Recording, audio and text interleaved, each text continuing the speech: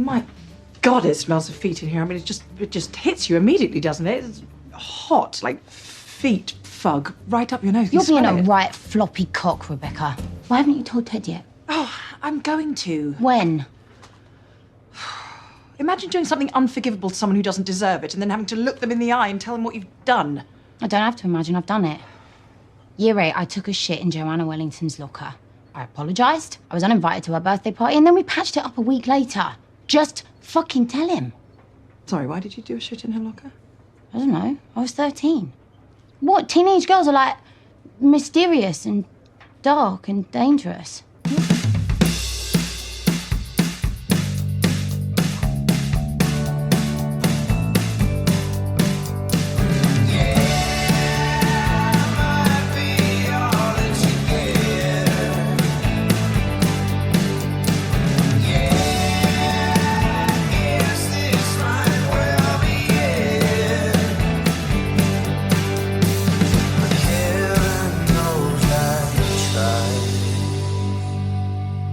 Welcome to another episode of the Revisited Podcast. I'm Ben.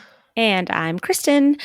This week we are covering Ted Lasso, Season 1, Episode 9, All Apologies by Nirvana. You got through it. You got through it. All Apologies. Nirvana. It's been in my head all day. Has it? Yeah. It's a good album. Yeah. It's Nirvana. I know. Yeah. So we missed last week, and we apologize for that, but it was Thanksgiving weekend, and there was a lot of between shuffling of dinner schedules and family schedules and plane schedules. And, yeah. I hope everybody had a happy Thanksgiving, though. So I did. Thanksgiving? I did. Good. The food was really good. I had a lot of fun, and I know that next year's Thanksgiving will be even better. Yes, it will, because we're going to be with me. Yep. The plans are already in effect. I'm very, very happy about that. So I've already made the commitment to do it. I haven't told my friend who I usually spend Thanksgiving with yet, but I'm sure he'll understand. Well, our Thanksgiving is awesome because we wear pajamas. Sold. And we eat all day. Sold. Yeah. I will just have to make a stop at a store to get my ingredients for my mac and cheese. Perfect. Don't be offended if I don't like it. You don't eat mac and cheese? Oh no, you're a blue box mac and cheese. Blue box only, girl. You will at least have to try. I'll try it, of course, but I am the most basic person ever when it comes to this one dish. I don't know why. In fact, I want mac and cheese right now that we're talking about We're talking about it. We buy it in bulk at Sam's Club. Like, I just love it so much. I have a couple boxes in my cabinet. I'm not going to lie. The blue box is just, it's a childhood classic. Well, it wasn't until I was well into my teens that I actually realized that mac and cheese was actually something that people made at home. You thought it was just a boxed food? Yeah. Oh. Totally. Well, I'm not from the South. I'm from California. So it's not something that people make out there. And so I just grew up thinking that. They don't make mac and cheese out west? I mean, they probably do now because there's lots of transplants there, but we're not a mac and cheese people. I just realized, I don't remember who it was, but somebody had messaged me on Facebook after we had this conversation last time about Thanksgiving foods. And they were like, you guys were making me so hungry. And we're already doing it again. I could talk about food all day long. Seriously, I love food. That's why when anybody's like, oh, let's go on like this diet or that diet, I'm like, but I don't want to restrict myself ever. I like all the food. I am trying to diet though. So we'll see how that goes. Yeah. January. Talk to me in January. Yeah, exactly. So I have to start by saying, contrary to what Coach Beard says in this episode, I did not pay the man to bite his butt. That was hilarious. Nate's reaction to that was my favorite. But the fact that he was like, no, Ben paid. Been paid. I was like, no, I didn't. Did not. So there were two major notes I wanted to make sure I said at the top. That was one of them, and the other one is, what does a British owl say? Okay, so why didn't we get the end of that joke? I waited the whole time. I watched it a second time just to make sure that I didn't miss it. And I looked. It's funny because I looked on Reddit. And I don't think we ever. No, I mean, I looked on like the Ted Lasso Reddit specifically to see if we ever get the punchline to that joke. Yeah, it is completely unresolved. So, what's the punchline to the joke? If I had to guess, because they were all giving their own guesses, like there was no actual answer, I would say it's whom instead of who. That would be my guess. Stupid one. I don't know. I don't know what it is. That would be incredibly unsatisfying. And unlike Ted, to leave us with a joke that unsatisfying. Well, and that should tell us, a little bit about, that there is a definite like ADHD quality to this episode. Yes. It's just like there's a lot going on. Like Rebecca's on her apology tour and Ted's trying to figure out what to do about Roy, and Beard gets back with his girlfriend, and also yells at Ted, and Nate even stands up to Ted and runs away from him, and Keely is talking about her vibrator. Like there's just for 31 minutes they really pack in a lot of story. Yeah. So you know what? Let's dive into it then, and talk about stuff. And as per usual, we will let you know we're going to try and steer clear from spoilers as much as possible for those of you that are watching for the first time. And ordinarily we do a spoiler section at the end, but we discussed it beforehand. I don't think we have anything for it this week. Mm-mm. So we're probably going to skip it this week. So you don't have to worry about looking at the show notes this week to find out when we're coming back, because we're going to bypass the spoiler territory. And I see it. I understand it, because this episode, they're trying to resolve a number of this season's setups, because next episode is the season finale. This is episode 10. It is the finale of the season 1. So there's not really a lot to look. I mean, if we really tried to, we could find stuff to go spoiler for, but there's not really a reason to. Yeah. Yeah. I mean, the only thing really, and this isn't really a spoiler, you can edit it out later if you want to, but the only thing I can see being a potential spoiler, and it really isn't, is we see Higgins on his upright bass for the very first time, and it just goes to later Higgins and his love of music. Well, I mean, there's that. But we've already talked about that. We've already talked about that. There's other, I mean, the only other two things that I think of that we could have gone into spoilers if we wanted to is we could talk about Rupert and Bex and the future of that relationship. And we could talk about Roy's future, because we kind of see him struggling in this episode to keep up with the rest of the team. So you can put 1, 2, and 2 together to realize, okay, his time with the team is probably coming to an end relatively soon. What does his future hold? And we could dive into that as well, but I don't think there's a reason to in this episode. Right. I agree. So we're going to skip spoilers. Yeah. There was your spoilers. Yeah. Without talking spoilers. Yeah. There you go, guys. So, I'll start it off too, because, I did mention we get to see Roy struggling, because the opening of the episode is Roy sitting in what is relatively a garbage can. It looks so miserable in there. And in an ice bath, which is what athletes do. Somebody order a Roy on the rocks. When we see Ted come in, because Roy is sitting there, he's watching the news reports, and the news reports are saying that he's slowing down. He feels it in his bones. That's why he's in an ice bath. And, Ted comes in to comfort him a little bit. Like, he's checking up on Roy, which is just one, that's what a coach does. That's what a coach should do. But at the same time, like, you would expect nothing less of Ted. It's just like, what did he say? Woody Allen playing the clarinet. I have it in my quotes. You beating yourself up is like Woody Allen playing the clarinet. I don't want to hear it. Yeah. Well, and I mean, I love the outright symbolism of the trash can that he's in, because he obviously feels like garbage. Yeah. Right. And he played like garbage. And now he's in a garbage can, nursing his garbage body. Which is so appropriate if you know a little bit more about Brett Goldstein, because Ted even says it too. Ted says it at one point. It's another one of the quotes. He says, "Look at you in there looking like a brunette Oscar the Grouch." But if you know anything about Brett Goldstein, he is a huge fan of the Muppets. And there is a picture online and I'll have to see if I can find it to show you. There is a picture of Brett Goldstein online with Oscar the Grouch, and they're both in garbage cans.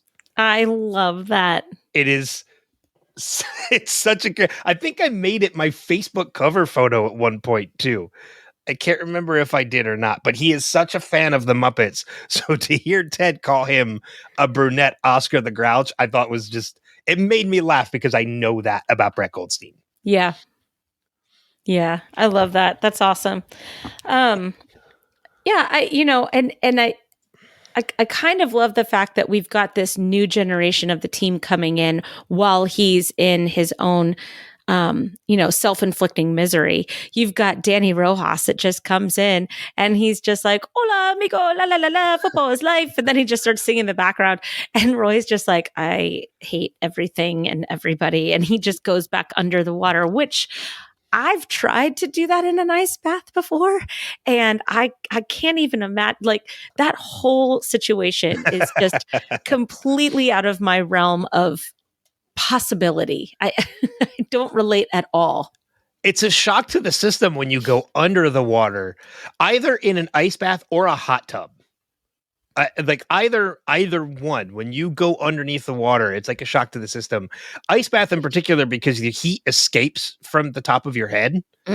So when you cover that up with cold water like that, it's like it's a shock to the system. But that's what it's meant to do, right? And this whole episode is a series of shocks to the system, if you really think about it. Yes. I mean, we start that episode with Roy doing that to himself, but when you look at the direction of the episode, you've got Rebecca getting one of the biggest shocks of her life that goes right into her confessing to Ted, which is a shock to his system about everything that happened there. You've got Roy that is getting his shock to the system about the fact that his football career is more than likely ending. I mean, it's just this series of like waves of, and then you have Beard that yells at Ted. Yeah, that was the other one I was going to bring up too, is Beard shocking, like Ted getting another shock to his system from Beard kind of lashing out. Yeah. At Ted for the first time. Yeah. Because these two have been together for a number of years, and this takes him so much by surprise that this is probably the first time this has happened. Sure looks like it. Going back though to the opening, the cold open with them in the locker room, you mentioned Danny Rojas, and then he goes up on the treadmill. Do you know what song he's singing? No.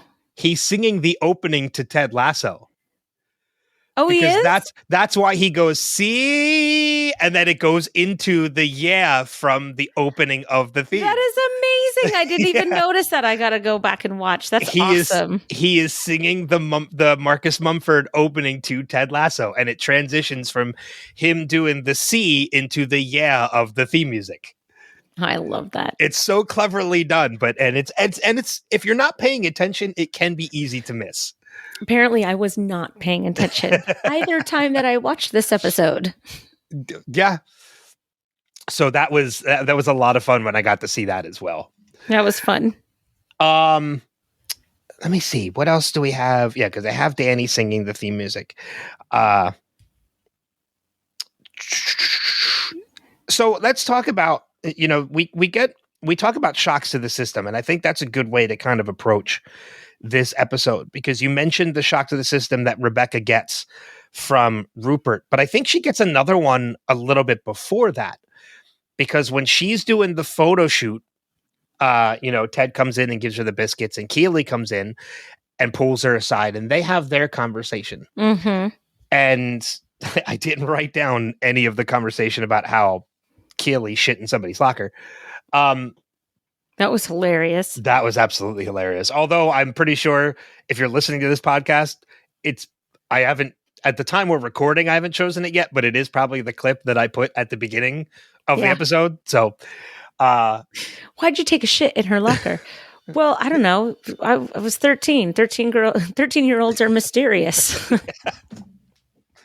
But Rebecca does kind of get a little bit of a shock to the system when, Rebecca is saying, what does it matter what people think? And, Keely kind of answers, and I'm paraphrasing obviously, but, she says, Keely responds with, it would change the way I think about you. It would change the way that she said it would change the way I feel about you. That's it. Yeah. Yeah. It would change how I feel about you. Yeah. And then she walks off, and that's kind of really a big shock to Rebecca, because I think it's honestly the first time for Rebecca in a while that she realizes it matters what somebody thinks about her.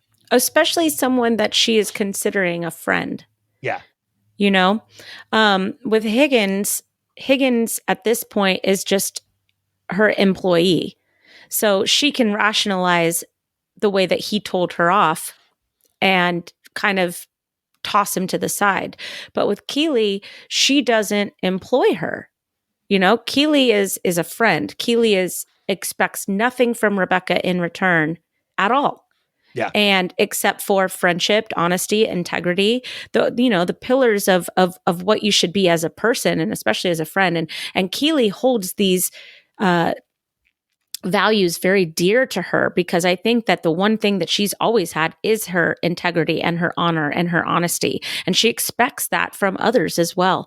And when Rebecca doesn't deliver on that, Keely is just like, look, man, I don't need you in my life. And I think that Rebecca's not used to people not needing her in her life and just telling her as it is. So that is definitely, I think, the beginning of Rebecca trying to make things right with Ted. And her first attempt just goes horribly. She completely Ted Lassos. Let's think about the etymology of procrastination. That's good. But what I love about that scene too, because that was actually probably one of the next things we were going to go into, is her making the attempt to come clean to Ted. Right. Is like she goes complete Ted in that moment, in that she just starts rambling off. But I love at that moment, like Ted's just kind of taking it in. He's watching it, and she's like, "Do you have a dictionary?" He's like, "Not on me. Are you doing okay?" Like he knows that there's something going on with Rebecca. It's wonderful too, because I don't think that Ted gets a dose of Ted very often. And Ted is getting like an idea of what he must sound like to others in that moment. Yeah. He's kind of like, this is what I sound like. It's terrible. But what I love about that too, and it's also more to the endearingness of Ted, is that like he said, like he's just he's just listening. Yeah. He asks if she's doing okay, but he doesn't pressure her. Mm-hmm. He's just like, you doing all right? And then just lets her kind of go. And then she's like, can we do this later? And he's like, sure, I'll just back up, and does the whole. That was awesome. With the wave and the thing with the chair. Yeah. And it was just the ears behind, the hands behind his ears. Just the whole thing was just masterfully done. I really enjoyed that. Yeah. And it's just, I love seeing this. It's such an interesting point in the series, because at least this is the last time we're getting this, is that we've seen this friendship start to bud between Rebecca and Ted because of everything that happened in Liverpool. And, we're seeing this friendship kind of come together, but still yet, at least not until a couple minutes more into the episode, we still haven't met Rebecca. Well, we've met her, but she's still in hiding a little bit. We haven't met Sassy's Rebecca yet. We did get to meet her a little bit in Liverpool with the singing of the karaoke and such. Mm-hmm. But she's kind of gone back into hiding. She has a cloud over her head that she's hiding in the shadow of. She's still in her tall tower. Yes. And it's not until very shortly after this scene with her and Ted in Rebecca's office that changes. And, you want to talk about a shock to the system. This is, I've seen this episode so many times, and I still think I get so emotional at this scene. Rupert is just a piece of shit. Well, I mean, and that's just it. Like, if there's ever, it doesn't matter how horrible Rebecca has been in some of the actions that she's taken up to this point, you cannot help but feel for Rebecca in this scene. Like, you instantly feel horrible, as bad as she does, because Rupert is, like you mentioned, that big of a piece of shit. Yeah. And it's not just the fact that he's having the baby with Bex, that he admits, he tells her that. It's the way he says, I just didn't want to have a baby with, and then he backs up. That's a stab to the heart. He did that because he wanted to hurt her. Oh, I didn't want you to, you needed to hear it from me. No, you just wanted to see her face. It's like it's like he was having a baby to get back at her for taking the club. And that just shows what a horrible, despicable human he is, because he's bringing a new life into the world as an FU to his ex-wife. Which when you think about it, yeah, he's bringing a new life into this world, so he's not just using the baby, he's using Bex. It's gross. He's gross. It is horrible. He is the character that will not be redeemed. No, never. There's just nothing that I don't know.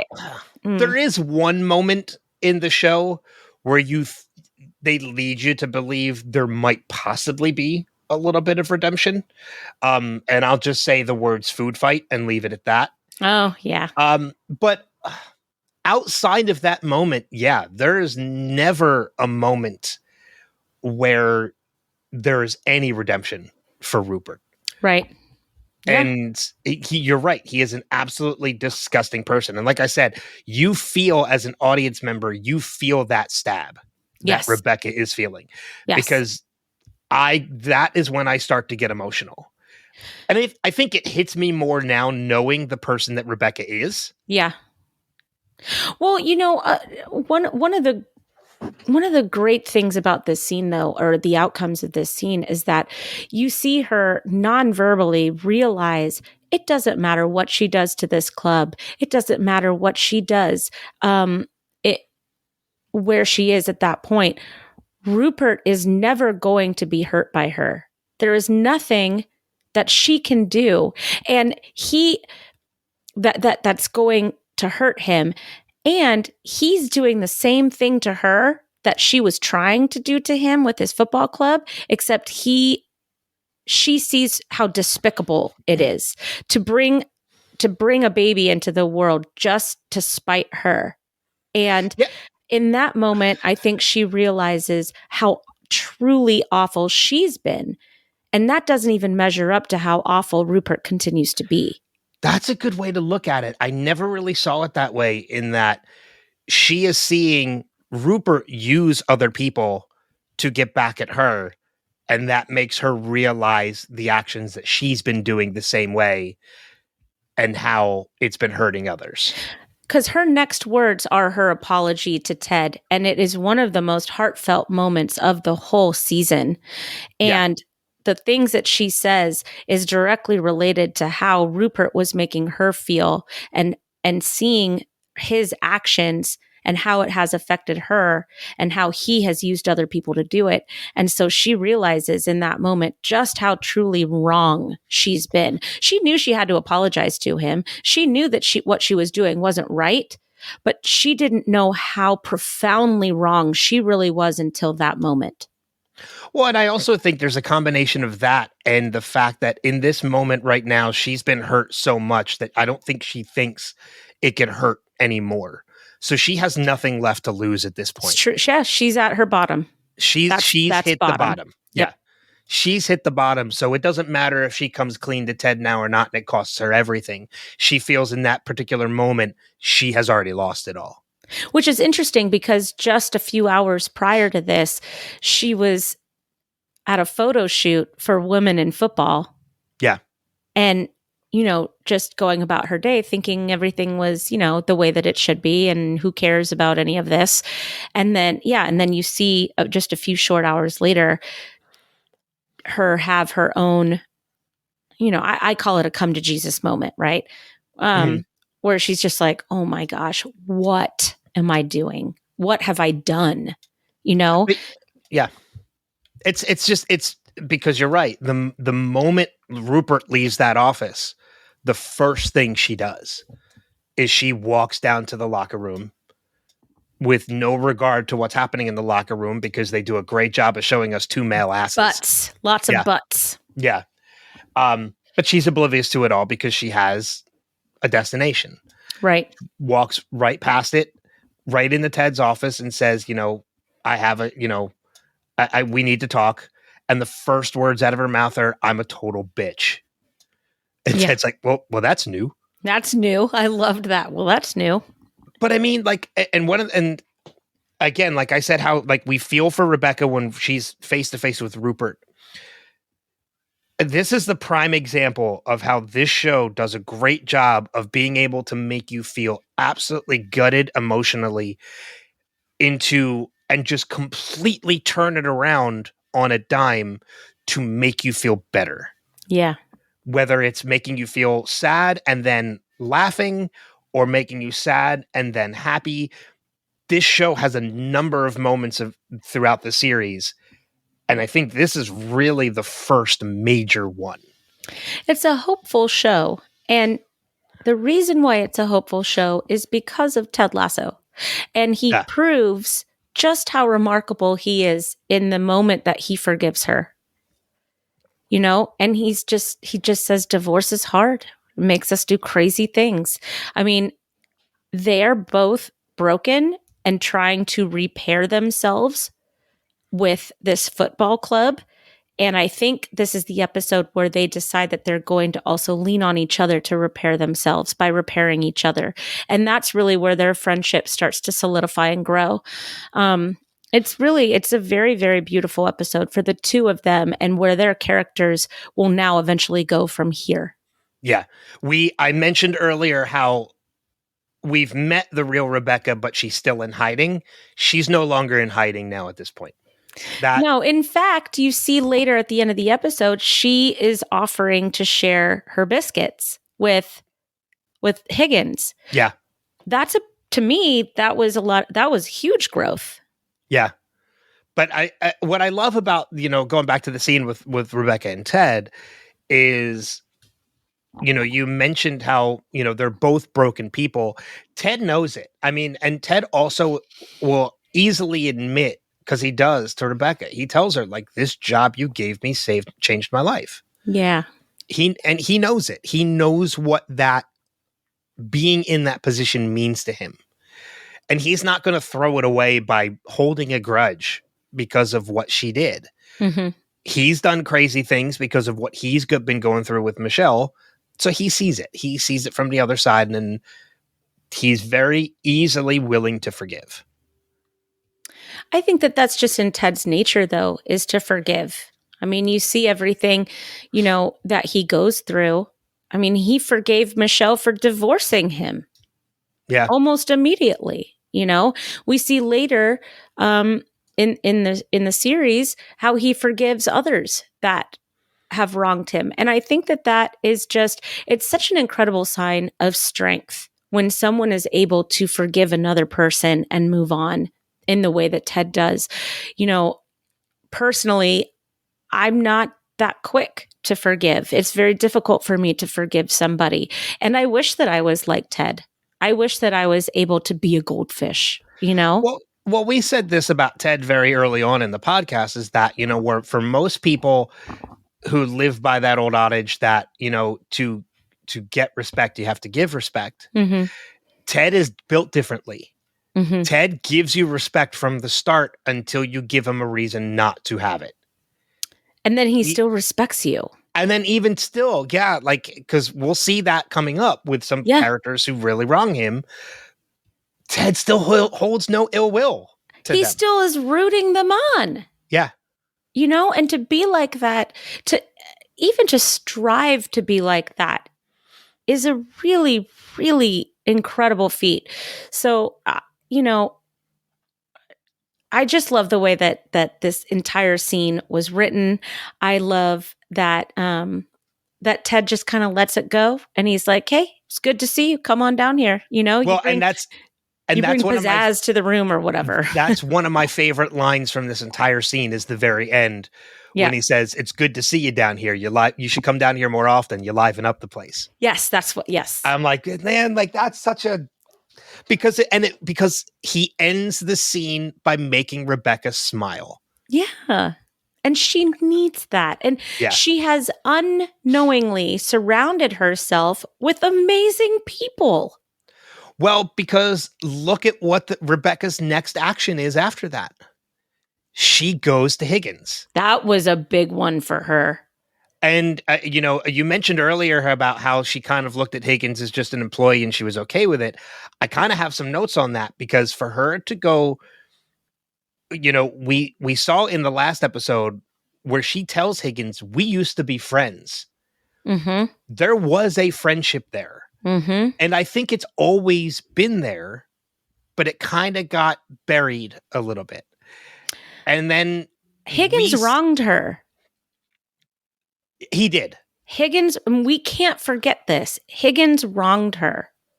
Yeah. Now, she wronged him right back, and she put him in an uncomfortable position over and over and over again, and she needed to apologize to him.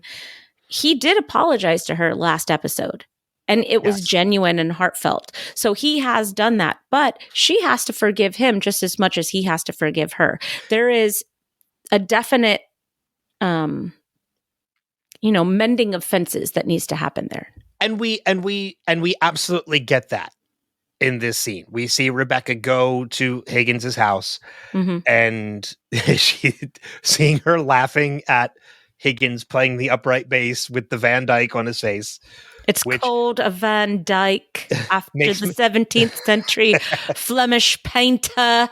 And I think it makes me feel how I look.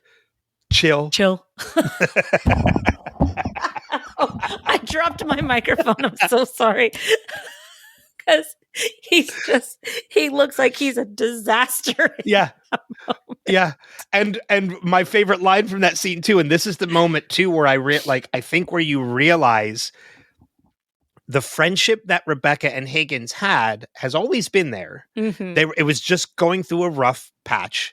Mm-hmm. And I think it's that moment where you kind of like you start to realize, okay, we're shaking everything off. We're friends again. And it's when Rebecca says to Higgins, how does Mrs. Higgins feel about it? And he's like, she hates it with a white hot intensity about his Van Dyke. And they both laugh about it. Mm-hmm. Rebecca laughs there. And Higgins laughs back. And yeah, you're right. There's absolute love between the two of them. Mm-hmm. It's always been there. It's just been kind of sidelined. Well, they've been mad at each other. And, the British are so fucking polite that you just everybody just dances around their feelings until finally you have a big explosion like they had. Yeah. And so even when they're mending fences, they're still polite, Gosh, I love British people. I really do. I love the Brits. I love them. And I also love in that scene too, how when they're sitting there face to face in Higgins' living room, you hear the bass note every once in a while to add tension. And then you realize it's Higgins. Right. As he's just death staring her down with his Van Dyke. It's not part of the soundtrack. It's actually Higgins just strumming one string on the upright. And it's just, God, it's so well done. And I love it. I love Higgins. Much. On this watch, I'm having a lot of fun with watching Higgins, because he's such a background character in the first season. But when you rewatch the season, he's just so delightful and wonderful. And you can just see how fleshed out his character is from the very beginning. Mm-hmm. And it's a joy to watch. Well, I mean, and not just for Higgins too, but there's so much about every character that the more you watch and the more you see it all flesh out, and come to the surface, you realize like how well this show is written. Mm-hmm. And how much they had a lot of this established from the moment of conception for the show. And they took their time getting to it. 100%. They had their story to tell. They didn't, and we've said this before, obviously, but they didn't veer off from that story that they had to tell. Yeah. So. I mean, I know when this show ended after season 3, so many people were like, no, we want more. And I was one of them. But the more we rewatch this series and the more we kind of dive into it every week, the more I kind of like, you know what? I'm good. Like, wouldn't have been great to get more AFC Richmond into like a 3rd or 4th season and see Ted stay behind and get more series, like get more stories out of that. Yeah, maybe. But knowing, from Brendan, I can't remember. Brendan Hunt. Sorry, Beard. Knowing that Sudeikis and Hunt, they had this, they knew from the start this was a 3-season story. I'm kind of glad we're not getting more because I don't want to take away from it. No, I still want more. Sorry. If we get a spin-off of sorts, I'm okay with that. But I think Ted's story has been told by the and I don't accept that. Okay. Fair enough. Yeah. Well, hey, I appreciate your closure and acceptance and blah, blah, blah, blah. No, I need more. I want more. I will never stop wanting more. Maybe my perspective will change by the time we're into the 3rd season and I'm like, nope, I want more now. Yeah, you're going to be there. You're going to be there. Don't worry. You'll get there. Maybe it's just because we're back in season 1 that I'm kind of like, I'm okay. I'm satisfied. So, so we talked about Rebecca and Ted. We talked about Rebecca and Higgins. Let's talk about Roy for a little bit. Let's talk about Roy. Because there's some stuff here for Roy too that I think so far that this in season 1, this is Brett Goldstein's best episode. You think so? Yes. I think he's wonderful. I just think he's so wonderful in this episode. I mean, we really see him go through an arc. He is at his very lowest professionally in the very beginning. He's in this garbage can of ice. And, then he learns that the coaching staff wants him to be benched and he's having a struggle with that. So he goes to his girlfriend who kind of brings him down to earth a little bit more. And Phoebe kind of gets in there. And then at the end of this, and then he has that hilarious conversation with Ted in his kitchen. But then at the very end of this episode, you see him walk in, still a captain, still a boss, still has command of that locker room, and announces himself in his own Roy Kent way that he is going to be on second team now. And by the way, second team just got a whole lot better, So I love the arc that we see Roy Kent go through this entire in 31 minutes. I mean, he did such an amazing job coming to terms with the end of his career. Yeah, you're right. He knows he's coming to the end and he does go through a little bit of trouble accepting it. He lashes out at Ted. Before Ted even has a chance to say what he wants to say, because Ted is struggling with it too. Ted doesn't want to do it. He doesn't want to do it, but he knows it's what Beard wants. He knows it's what Nate wants. He knows it's what should be done. It's what the pub wants. Yeah. Because that's what May wants too. Hey, fucking men. I love May. I do too. I love May. And Beard just points at her. Yep. It's, he knows it's what needs to be done. Mm-hmm. He doesn't want to do it. So he goes to confront Roy, and Roy lashes out. I mean, and I think rightfully so, but maybe not. It's one of those situations where Roy is having a hard time accepting that. And for good reason. I mean, he even tells Keely, like, I've been Roy Kent all my life. He likes being Roy Kent, is what he said. Yeah. Just, this is a major change. I mean, this is on par with a 30, 40-year-old marriage coming to an end. This is on, this is identity. Yeah. This is an identity change. Exactly. And it's going to be a struggle. 100%. 100%. Go ahead. No, go ahead. I know you're ready to say something. No. I will say, and it's the last note I have. I have more notes, but it's the very last one in my list. You talked about that moment in the locker room when Roy comes in and he does his Roy Kent thing, and he says in his own way, he's second team's going to kick first team's ass. I love how this episode ends. Mm-hmm. I didn't see it till the second one, because when the credits started rolling, I just turned it off and moved on with my life. And Dave's like, let's see what happens here. And I'm like, for the second watch, that I never saw it before. Well, because this is the only episode, I think, in the series that ends this way. Yeah. Where there's actually stuff happening during the credit. Because usually it's black screen credits. Right. This time it's not. And I love that it's Roy sitting down. It's the rest of the team doing their thing.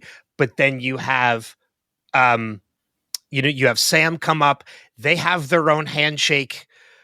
McAdoo comes up. They have their own handshake. Like, you can see the camaraderie and the relationship that Roy has with the rest of this team. He's a true team captain.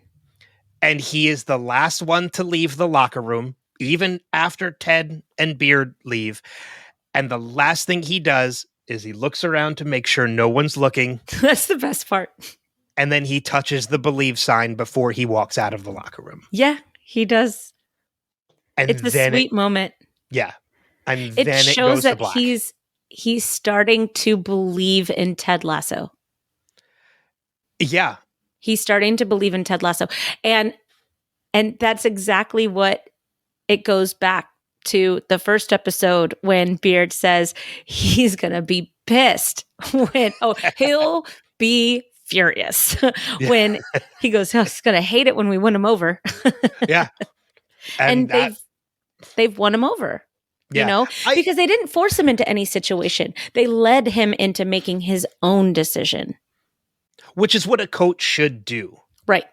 100%. That's what a good coach should do, is you don't just make the decision for the person or the player. You help them accept why the decision is being made. Mm-hmm. And for somebody like Roy, who has been Roy Kent for as long as he has, he needed to accept it on his own before it can be forced on him. Yeah. Well, especially Roy Kent. I mean, I think that if you were to sit down with like Sam Obisanya, right, and have this discussion with him, it would go completely different. Roy needs to figure stuff out in Roy's way on Roy's timeline. Just like Jamie Tart is going to go through some changes himself, Well, Jamie's kind of already gone through those things. We just don't see it as an audience. He still has a lot more to go. He still has more growth to make. Absolutely. He's got a long way to go. Roy's, but just, if we could just go to Roy and Ted's conversation in the kitchen. and Ted's flat. I think it's my favorite scene in the episode, because you've got drunk Ted doing the Carlton and having tea, which he hates. I never know how to react when a grown man does the Carlton in front of me. He goes, "This is all prank, right? The tea is a prank. Like, you guys aren't really drinking this like when all of us tourists leave." He goes, this pigeon sweat. This is pigeon sweat. I love it. And then I love how he takes a sip and goes,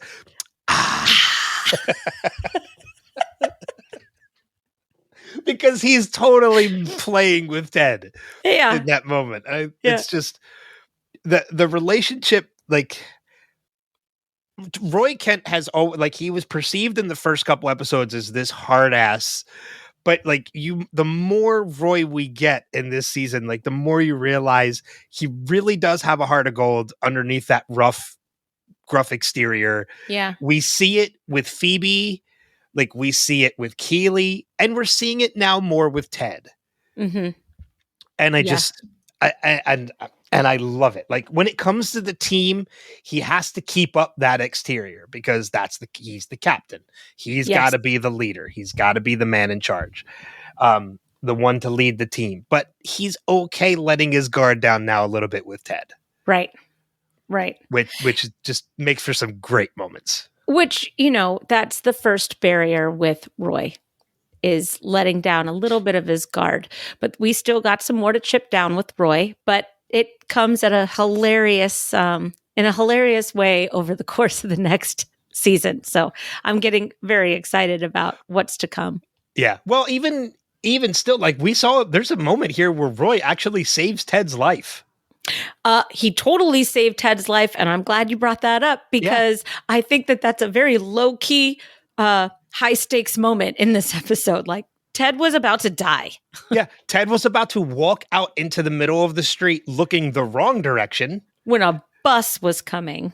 And Roy puts his arm out and stops him. Yeah. Well, drunk Ted doesn't make very good decisions. We've all... but you know what?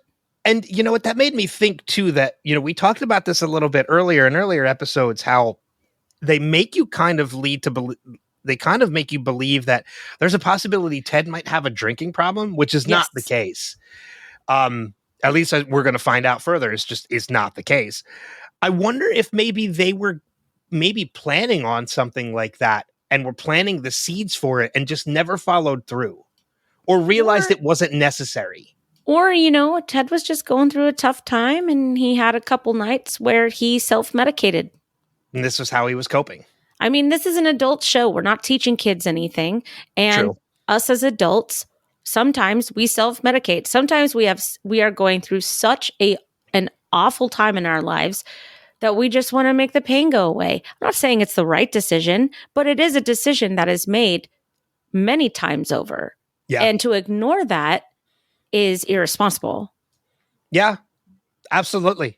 100%. So yeah, maybe that is just it. Maybe they weren't trying to make it look like a drinking problem. They were just showing how Ted was coping with everything that was going on. Yeah. I mean, shit, I've coped that way many times. Yeah, it's been a while since I have, but I know I have. Yeah. In the past. See, there you go. Yeah. Yeah, go ahead.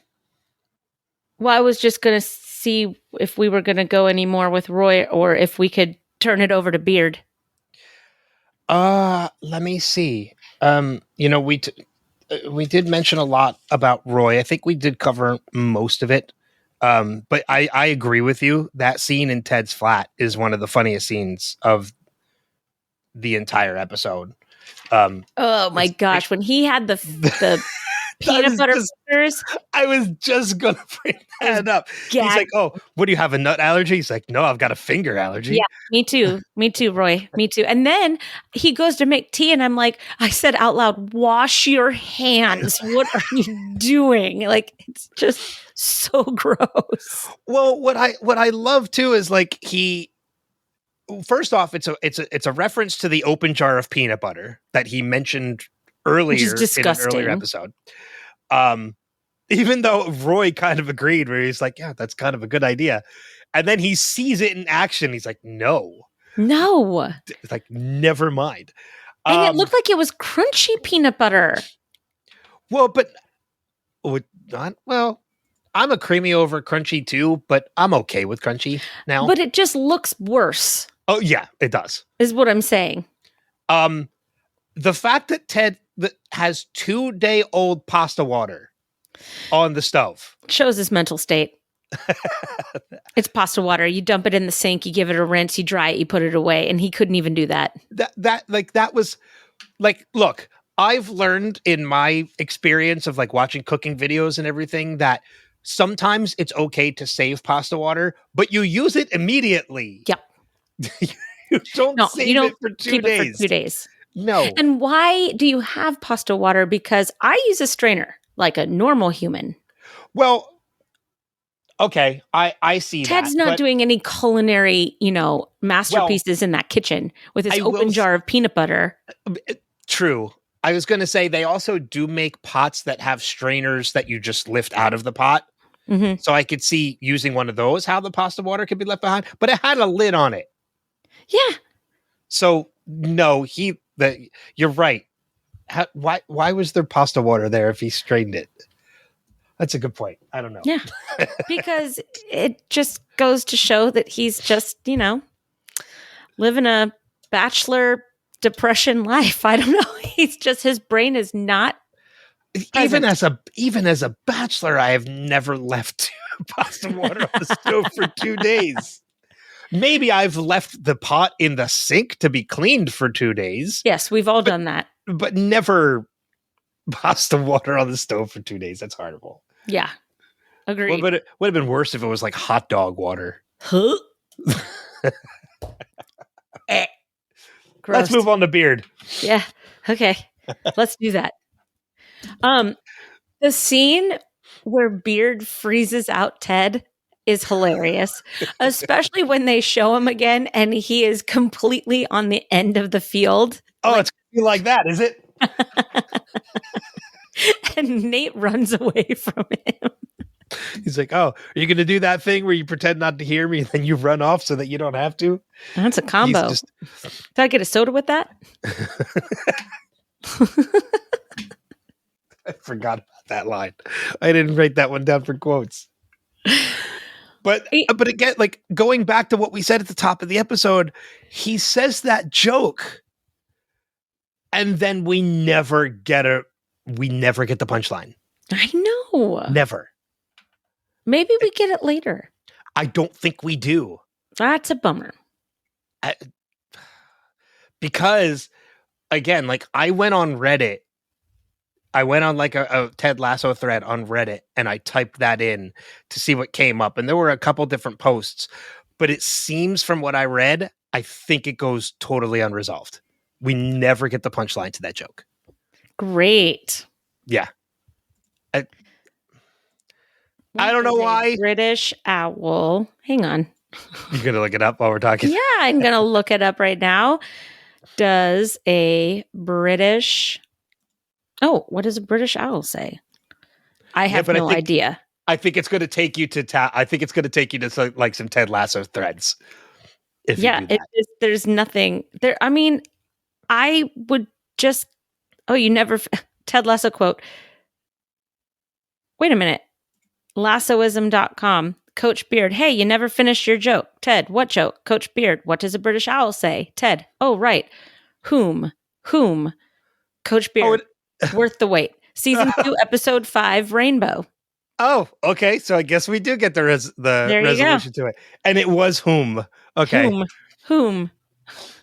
So wait a minute. So the fact that that Beard remembers that. I mean, and this could be spoilery, but it's not. It's a resolution of a joke. Yeah. That's funny. But just the fact that shows too that even though he was mad at Ted, he was still listening. Of course he was still listening. He's Beard. Yeah. But Beard I love... Go ahead. No, go ahead. I was going to go to the pub. So if you were still... That's where I was going to. Okay, good. Yeah. I just love Beard just finally being done with Ted's nonsense and really having a lot of logical thought to it. It's like, I was on board when it was kids, but these are professionals. And if we don't win, we get relegated. Like he broke it down for Ted and he was so angry with Ted for not seeing the forest through the trees on this one, because Ted is not somebody who is that singularly focused that he loses sight of what their goal is. And in this instance, he did lose sight of his goal, and Beard needed to shock his system a little bit on that one. Well, yeah, because I mean, you bring all that up because it's funny as when he says that, in that moment where he kind of lashes out at Ted, he slams the table, he lashes out at Ted. Everything that he says, I remember hearing that, and I'm like, he's not wrong. He's not wrong at all. No. Yeah. It's different now. Like, these are paid professional athletes. Yeah. If they don't win, you are messing with their livelihood. Yes. Yes. Like, it's great that you want to be like their friend and mentor them, but they need to win. Like, being relegated is a big deal, but it shouldn't just fall on Ted on that one. This is just as much Rebecca's fault. Absolutely. If they had Jamie Tart on this team, the way that he was growing and the way that he was evolving, the way that Ted had gotten through to him, they would most likely be in a much better situation. Agreed. 100%. So, that's not fully on Ted. But for right now, Ted needs to still realize that he is not a college coach anymore. He is a professional coach. And that is different, and the stakes are higher. And I think that the audience also needed to be reminded of that too. Because it's not until this scene that I actually, as a viewer, I'm like, you know what? He's right. He's right. This isn't just like, oh, well, if we get relegated, who cares? No, these are people's careers, their livelihood, their chance to be on other teams in the future if that's what they want to do. So that was a good for Beard to speak up. He speaks up when it needs to be done, but he mostly likes to be in the background of things, observing. And I think that that's what makes Beard so wonderful, is that he takes it all in and he knows when to speak up. And not a lot of people have that gift. He has that gift. Yeah. But you actually hit a good nail right there too, when you said, like, we, even as the audience, needed to be reminded. It's like, hey, like, it's all well and good that Ted is this happy-go-lucky, extremely positive, wants to help everybody person, but he's there to do a job. Right. We as an audience, needed to be reminded of that as well. And that there are repercussions to them not winning. It's great that they're learning lessons, but they need to win. And it's beautifully written. So, hats off to all the writers in the writer room for that, for this whole episode. This whole episode is fantastic. Absolutely. I also love in that scene too, how, he walks over to Jane, and Jane's like, that's the hottest thing I've ever seen. And he's like, get your coat. And then he says to the other guy, he's like, she's been toying with you. Checkmate. Mate. Yeah, he got his girlfriend back. Yeah. He got his mojo back. Yelled at Ted, got his girlfriend back. He won the game, and he left. Well, Jane was winning. Well, but it also makes me realize too that, I think Jane was toying with that guy because she just wanted to sit there and watch Beard. Well, that's what he meant when he said she's been toying. Oh, she's been toying with you. I like it that he's basically like, look, man, she's not interested. Okay. Yeah.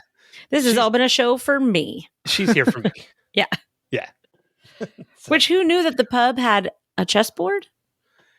It's England. It's a proper pub. Yeah.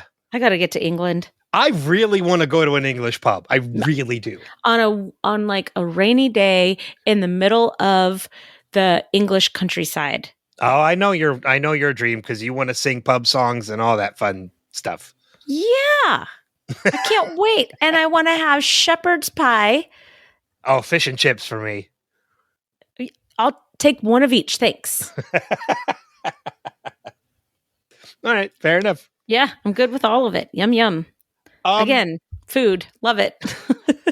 I think that's probably a lot of my major notes for the episode. The only thing that I have is that we have girls are mysterious is said twice, and I think that is nice. But we have the body is a miracle, which is said twice, which is strange. And who is it? Danny Rojas says it when they're talking about food poisoning. Yes. And then later it's said, and I can't remember in what context it's said, but later it is said as well, the body truly is a miracle. And I think that really goes to kind of another theme of the episode with the effect that stress and grief and forgiveness takes on our bodies. And we start off with a broken Roy in a trash can, and we end with this with Roy, who has gone through what looks like all the stages of grief into acceptance, and we see a kind of a new Roy leave for training at the end of the episode. And in this case, I truly feel like the body is a miracle because it can withstand so much. And our emotions and our state of mind take such a physical toll on us. And I think that people kind of forget what a physical toll that emotions can take on someone's body.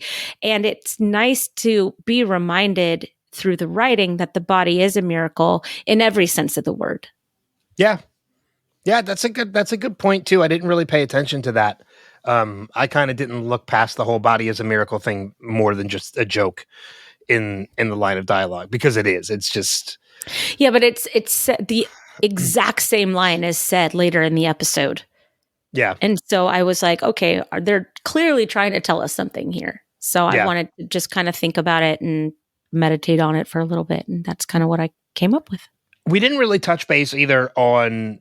We get a little bit more to the dynamic of Roy and Phoebe in this episode, because Phoebe is seriously just one of the best characters, and it's the relationship she has with Roy, and we're far from done with that. We get so much more Phoebe throughout the series. And I actually love the off-screen scene that never happened that we hear about with Roy when he says, my niece found my girlfriend's vibrator and I had to go take her to get her ears pierced and go get ice cream to wash away the memory of it. And beard, been there. The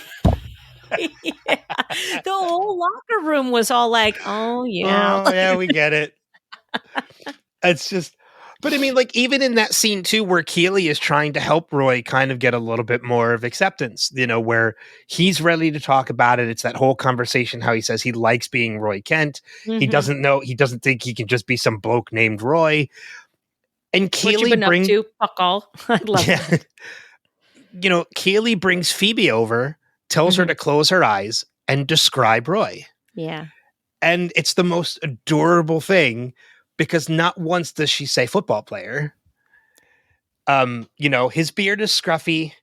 And he scratches and he feels his beard. Yeah. He swears a lot, and he's funny, and I love him. And I love him. It's so adorable. And he's like, see, she didn't say football player once. And he's like, she's a kid. What the fuck does she know? And she's like, ugh. They have a very, very cute relationship. And I like it that we keep that she's a recurring character. Yeah. Yeah. Yeah. So I love that we get more of the Phoebe Roy dynamic. Yes. There's so much more of that to come, and I love every moment of it. It's so great. Agreed.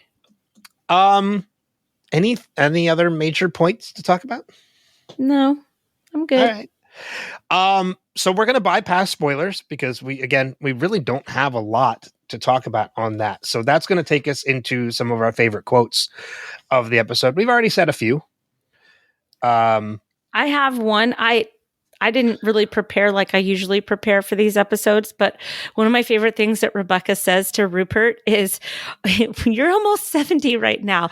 By the time that she's of age, you're going to be a pile of dust and a black Amex card." I just thought that was hilarious. I have a couple, actually. Yeah. Somebody order a Roy on the Rocks, which I mentioned earlier when Ted first walks into that. Yeah. We mentioned you're beating yourself up as like Woody Allen playing the clarinet. I don't want to hear it. Yeah. We're gonna end this season on a high. Like we're gonna end this season like Willie Nelson on a high. Our goal is to go out like Willie Nelson on a high. Ted telling Rebecca, "I'm filing that under stinking thinking right there." Yes, I love that. If you were really introverts, you would have been quiet as a church mouse. Unless that church was Westboro Baptist, those turkeys won't shut up. That was hilarious. You paid someone to bite you? No, of course not. Ben paid. Which, for the record, I did not. I love when Rebecca's sitting on the couch in front of Higgins and she's like, there are a lot of surprises happening here.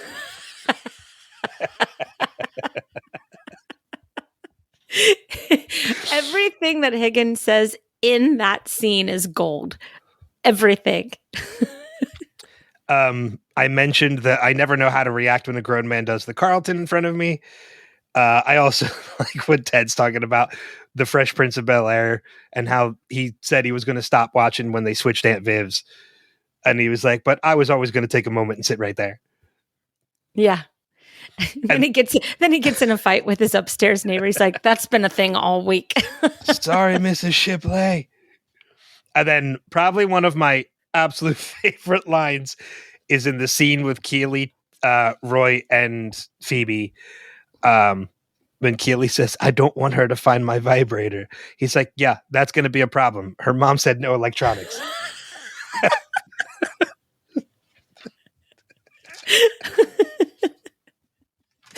It's really funny.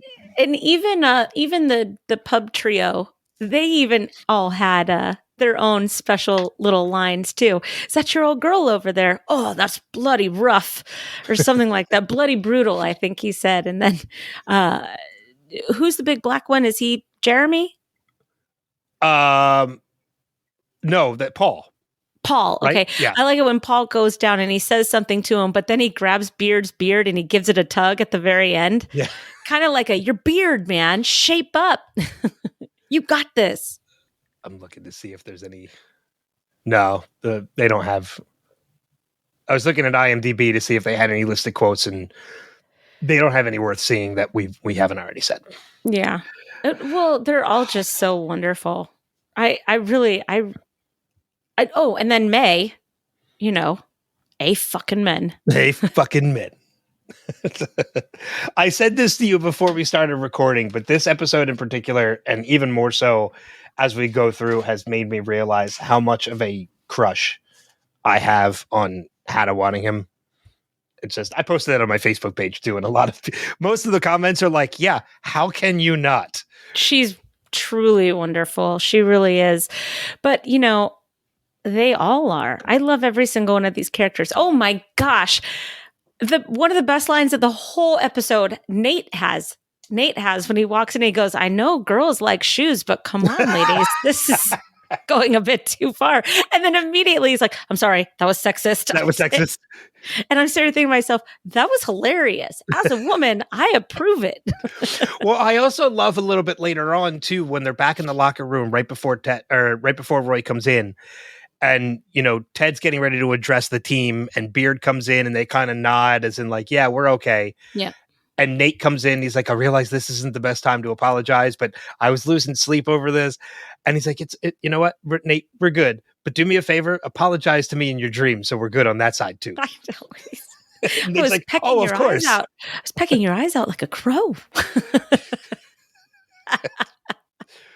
You're right. Like there's just, every one of these characters are just wonderful. So great. Mm-hmm. With the exception, I love Danny Rojas more and more with every minute that I get to watch him. Go back and rewatch the beginning of this scene and listen to his singing on the treadmill. I'm going to, because I'm telling you, it is the opening. It's the opening music of the episode. I'm excited. Actually, I might even play it for you when we're done recording, just so you can hear it. But that takes us into the feedback section of the podcast. And we got some, which is always great anytime we get some. A couple voicemails and some feedback from Facebook as well. Starting first with the Facebook feedback. This one comes from Lindsay Schlicht, who's been leaving us feedback on the regular now, which is great. Thank you so much, Lindsay. She says, ugh, the episode of uncomfortableness. Oh, I don't know about that. So many uncomfortable conversations. Ted with Beard and Nate, Rebecca and Rupert, Rebecca and Keeley, Rebecca and Ted, Ted and Roy. It all worked out mostly, but as someone who hates uncomfortable conversations, this episode was itchy.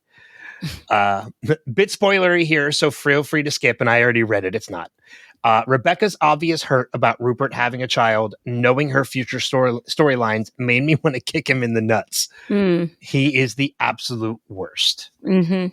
Quieter episode for me, but still outshines 99% of TV anyway. Yes. I agree with that completely. You know, it's not that it was, what did she call it? An uncomfortable episode?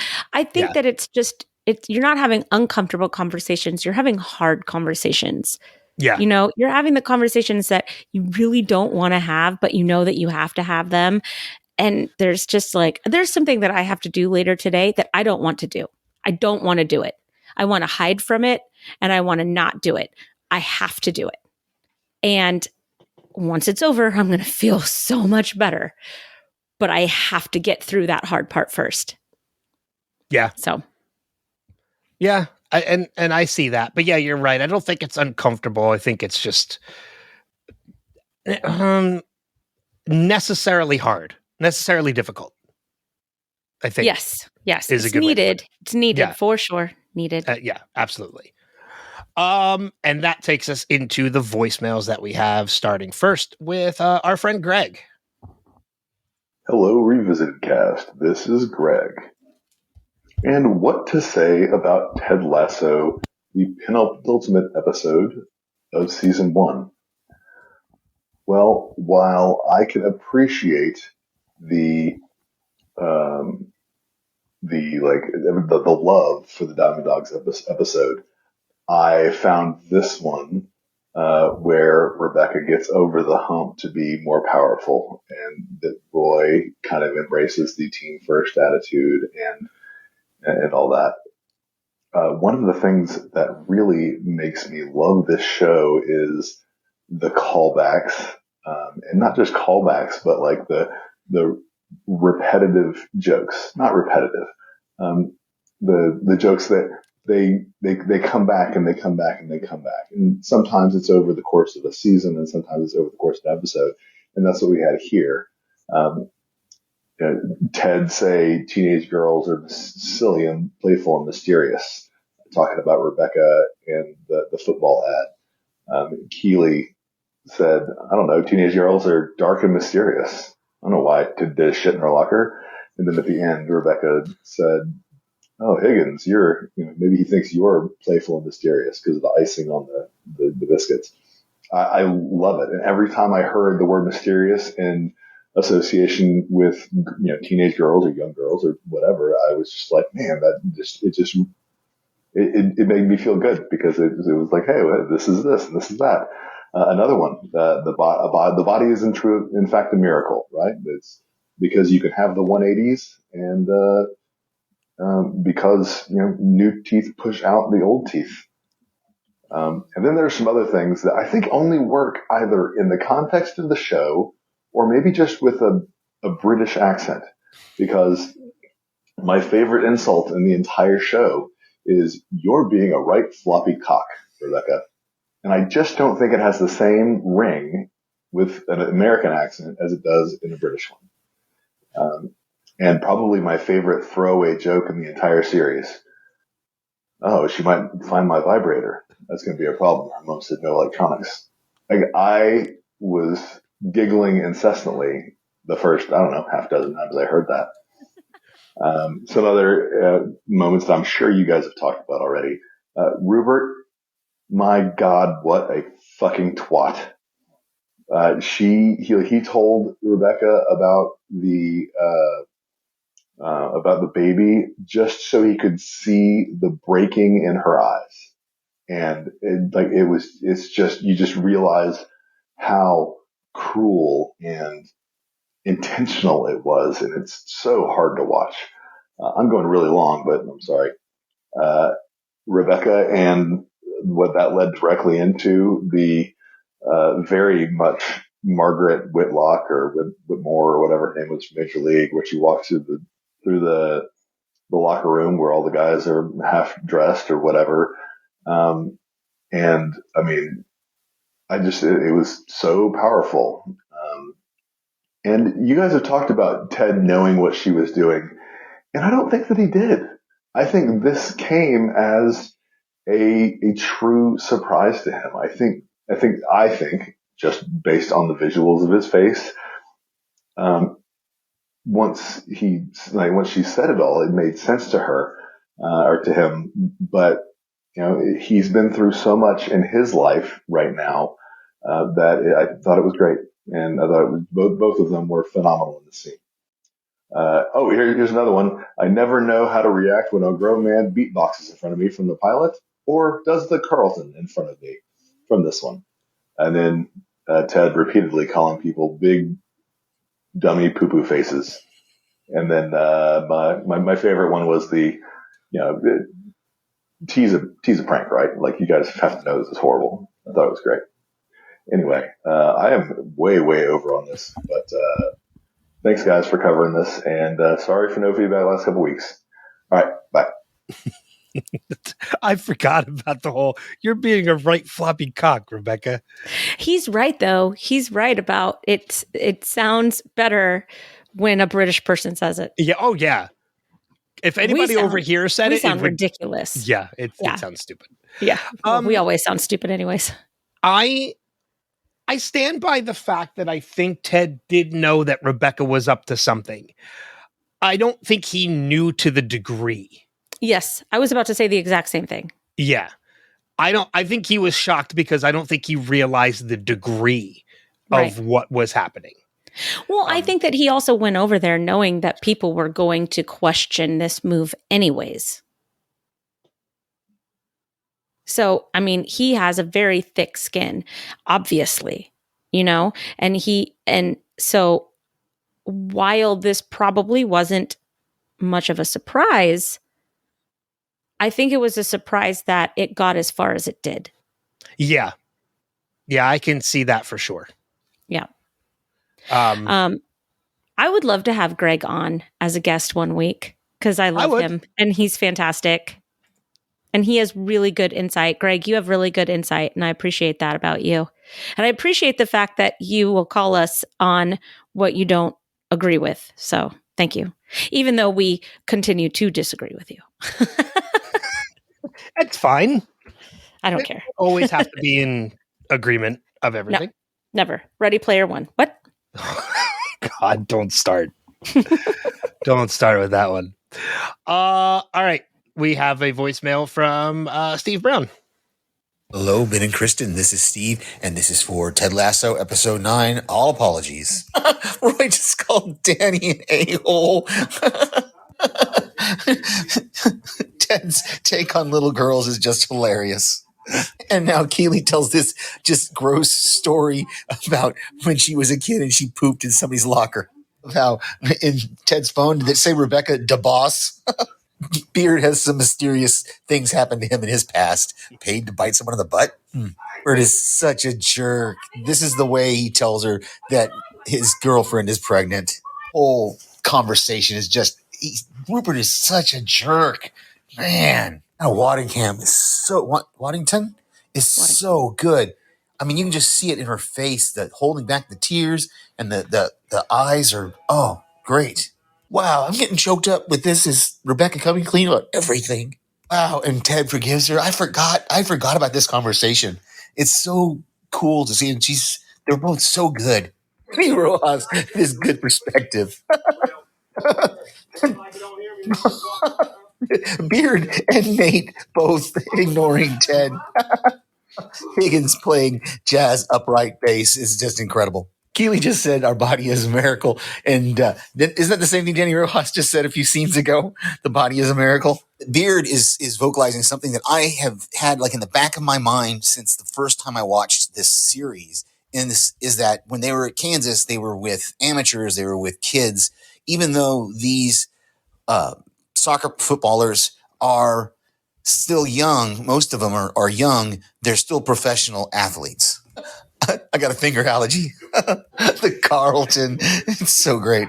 Running gag about the tea. It's a prank, right? This is garbage. It's pigeon sweat. Oh, and Roy benches himself, and we get to see the locker room now. Talk to you next week. Okay, the fact that like 30 seconds of that is just him giggling is amazing. Yeah. And I forgot about the opening too.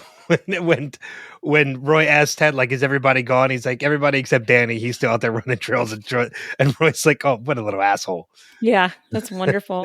I also be better.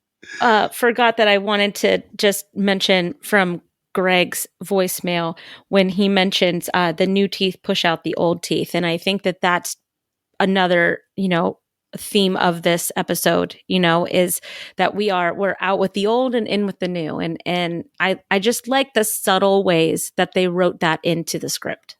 Well, and it's also appropriate that it happens with a scene with Roy. Yes. Because that's kind of what it is. Like he's the old teeth. He's the old teeth. I mean, Danny Rojas is the new teeth.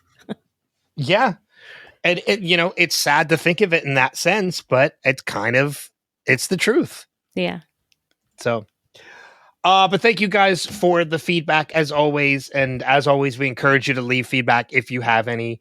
Easiest ways to do that, just go to revisitedpod.com and you'll find links on where to listen, subscribe, leave feedback, all that fun stuff. Or you can just email us directly to feedback@revisitedpod.com. Recommendations for the week. I thought it would be fun since we're approaching Christmas. If maybe we can recommend whatever we want, but in addition, maybe recommend a holiday movie as well. Okay, I'm all ready to go. Are you ready? You go first then. My regular recommendation is for you to go out and watch in the theaters Ballads of Songbirds and Snakes. Okay? Go see it. It's the best Hunger Games movie of the 5. I'll fight you on it. I will. I love this movie so much. It's my favorite movie of the year. And yes, that includes Oppenheimer, which I absolutely loved. This is my favorite. Oppenheimer is the best movie of the year, bar none. Ballads of Songbirds and Snakes is my favorite movie of the year. I loved it so much. If you want to talk to me about it, please privately message me, email me. I don't care. I love the movie. I love the book. I love everything about it. Okay. Please go right now and go see that movie. Yes, it's almost 3 hours long. And I personally wanted it to be even longer. I loved it. I loved it. Okay. Christmas movie. My favorite Christmas movie of all time. I watch it every year. And if I don't watch it, it is not Christmas. It's just, I don't know why I love this movie so much. Do you know what movie it is? You're starting with the favorite? I was going to lead up to favorite as we get closer to Christmas. But if you want to start with favorite, you can start with favorite. Oh, yeah. Well, no, I just think that it's my favorite. It's my favorite one. Do you know what it is? I don't think I do. It is Muppet Christmas Carol. Oh, then you know what? We're just going to share that one because that is so. I have two traditions. I watch a bunch of holiday movies throughout the year, and I'll recommend a different one today. But since you use that one, I'll use a different one. The first movie I watch of the holiday season is always Die Hard. Yeah, and I always, it is tradition for me. It has been tradition for me for probably about 20 years now. Muppet Christmas Carol is the very last thing I watch Christmas Eve before I go to bed. I love Muppet every Christmas year. Carol. And you know why it's so good? Because Michael Caine took that role seriously. Yeah. He took it seriously and it worked. The Muppets to him were not Muppets. They were actors. Oh my gosh. There's just something so special about that. I don't like Muppets. Okay. For people that don't know me, I don't like Muppets. Okay. I think they're creepy. I think they're weird. I don't understand it. Muppet Christmas Carol hits different. It is wonderful. The music is fantastic in that movie. The acting is fantastic. The story. Well, it's Dickens. I mean, it's right. Yeah. But they do it really well. I mean, there are less successful versions of Christmas Carol, but I just think that Muppet Christmas Carol is just, it's Christmas. And you should do yourself a favor, everybody out there listening, and go on YouTube and Google Brett Goldstein Muppet Christmas Carol. And you will see Brett Goldstein performing a one-man show of the Muppet Christmas Carol on stage at a charity event. Of course. And it is wonderful. It's only like 6 minutes long, but it's worth every minute. So my regular recommendation is I got totally sucked into this. I didn't think I would, but like more than any other competition show I have ever watched, I found myself yelling and screaming and cursing at my TV more than any other competition show I've watched. And that is Squid Game: The Challenge, which is the actual television show, the actual competition show of the TV show Squid Game on Netflix. Without the murder. Without the murder. Yes, exactly. Without the murder. And I got so heated at times, and like I cannot express how much I yelled at my television watching this show. And the finale doesn't air until this coming Wednesday. So Netflix aired the first 5, and then they aired the next 4 a week later, and now we have to wait for episode 10, which is the finale, to see the winner. So I don't even know who wins yet. But like, I got so heated.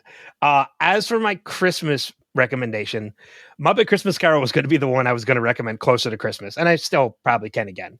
But for this week, it's also Dickens, believe it or not. It's also a Christmas Carol, but it's spirited. I knew you were going to say that. I knew it. I love this movie so much. The music is, again, like Muppets, the music is fantastic. It could be a stage show. It really. Have you seen it? Yeah. Okay. You're oddly quiet. I am not a fan. Okay. That's why I'm quiet. Okay. I don't like the end. I think we've talked had about this discussion. Yeah, we've had this discussion. But it up until the end is fantastic. It's great. I love that. Ryan Reynolds and Will Ferrell are just amazing, and Michelle Lasso is in the movie too. Oh, she is Ryan Reynolds' sister. Yeah. Michelle Lasso. I forget the actress's name. That's okay. Yeah. But I have a couple others that I'll recommend as we approach closer to Christmas. I love Muppet Christmas Carol. Go watch it, but don't watch it before you watch Ballads of Songbirds and Snakes. Go watch that. Fair enough. Any final notes before we head out? No. Mm-mm. Me neither. So. Yeah. So then, with that being said, as always, thank you guys for being a part of this. Thank you for listening, subscribing, all that you guys do. But until next time, we'll see you on another episode, and we'll see you out on the pitch. Take care. Namaste, baby.